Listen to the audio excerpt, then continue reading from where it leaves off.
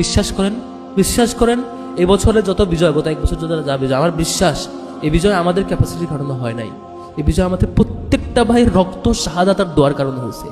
এই বিজয় আমাদের যেসব ভাইয়েরা ফাঁসির কাছে ঝুলেছেন, এসব ভাইয়েরা গুলির মুখে জীবন দিয়েছেন কালিমা পড়তে পড়তে, যে ভাইটা জীবন দিতে দিতে বলছেন যে আমার পকেটে বাইতুল মালের টাকা আছে 100 টাকা, এগুলো একটু রাখেন, আমি বোধহয় মারা যাচ্ছি, টাকাটা ভাইকে সভাপতি ভাইকে পৌঁছায় দিয়েন। সেই ভাইদের কমিটমেন্টের কারণে আমরা এই বিজয় পেয়েছি। আমাদের এই ভাইদের বিজয়গুলো আমাদের ক্যাপাসিটির কারণে হয় নাই। আমরা লক্ষ্য করছি সবগুলো ক্যাম্পাসে সম্ভবত আমরা বিজয়ের উপরে অনেক বেশি অহংকারী হয়ে উঠছি।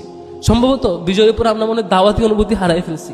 সম্ভবত বিজয়ের উপর আমরা বেশি মনে হয় অনেক বেশি আইক্যাচি প্রোগ্রাম, অনেক বেশি মানুষের কাছে দৃশ্যমান প্রশংসা, বাহবা পাওয়ার জায়গায় অনেক বেশি চলে গেছি।